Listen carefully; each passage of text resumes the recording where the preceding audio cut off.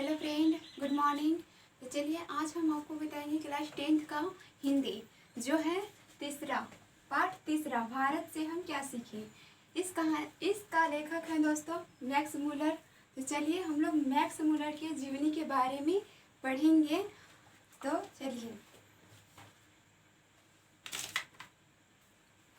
Max Muller विश्व विख्यात विद्वान फ्रेडरिक मैक्स मूलर का जन्म आधुनिक जर्मनी के डेसाउ नामक नगर में 6 दिसंबर 1823 ईस्वी में हुआ था।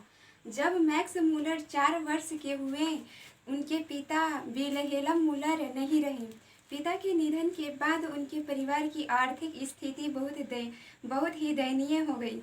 फिर भी मैक्स मूलर की शिक्षा दीक्षा बाधित नहीं हुई।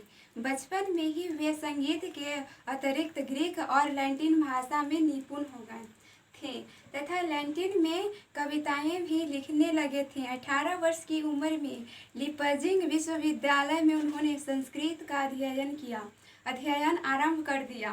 उन्होंने हितोपदेश का जर्मन भाषा में अनुवाद प्रकाशित करवाया।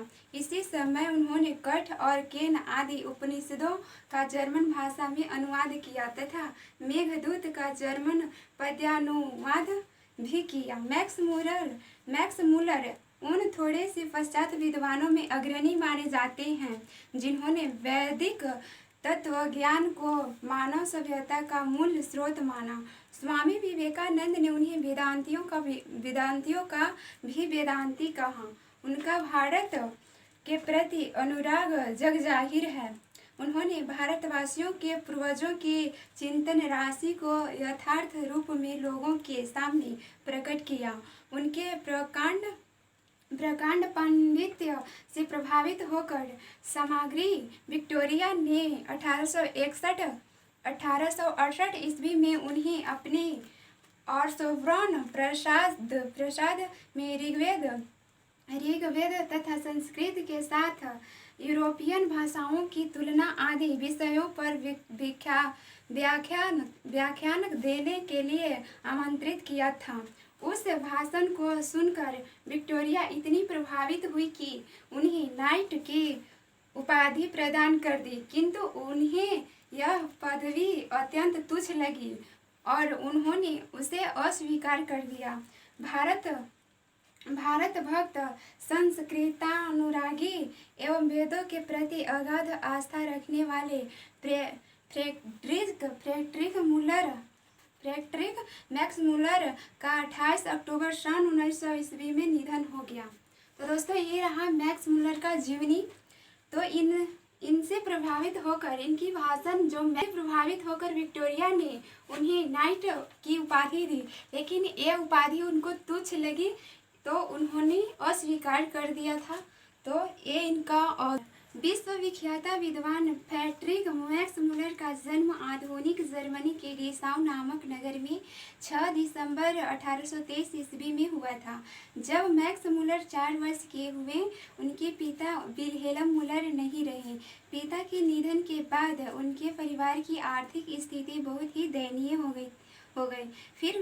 फिर भी मैक्स मूलर की शिक्षा दीक्षा बाधित नहीं हुई। बचपन में ही वे संगीत के अतिरिक्त ग्रीक और लैटिन भाषा में निपुण हो गए थे तथा लैटिन में कविताएं भी लिखने लगे थे।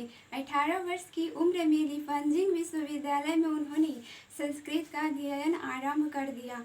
उन्होंने हितोपदेश का जर्मन भाषा में अनुवाद प्रकाशित करवाया। इसी समय उन्होंने कठ और केन आदि उपनिषदों का जर्मन भाषा में अनुवाद किया तथा मेघदूत जर्मन पद्यानुवाद भी किया। मैक्स मूलर उन थोड़े से पश्चात विद्वानों में अग्रणी माने जाते हैं जिन्होंने वैदिक तत्व ज्ञान को मानव सभ्यता का मूल स्रोत माना। स्वामी विवेकानंद ने उन्हें वेदांतियों का भी वेदांती कहा। उनका भारत के प्रति अनुराग जग जाहिर है। उन्होंने भारतवासियों के पूर्वजों की चिंतन राशि को यथार्थ रूप में लोगों के सामने प्रकट किया। उनके प्रकांड पांडित्य से प्रभावित होकर सामग्री विक्टोरिया ने 1868 ईस्वी में उन्हें अपने और सोवरन प्रसाद में ऋग्वेद तथा संस्कृत के साथ यूरोपियन भाषाओं की तुलना आदि विषयों पर व्याख्यान देने के लिए आमंत्रित किया था। उस भाषण को सुनकर विक्टोरिया इतनी प्रभावित हुई कि उन्हें नाइट की उपाधि प्रदान कर दी, किंतु उन्हें यह पदवी अत्यंत तुच्छ लगी और उन्होंने उसे अस्वीकार कर दिया। भारत भक्त, संस्कृत अनुरागी एवं वेदों के प्रति अगाध आस्था रखने वाले फ्रेडरिक मैक्स मूलर का 28 अक्टूबर सन 1900 ईस्वी में निधन हो गया दोस्तों। तो ये रहा मैक्स मूलर का जीवनी। तो मिलते हैं अगले वीडियो में, फिर मिलेंगे, बाय।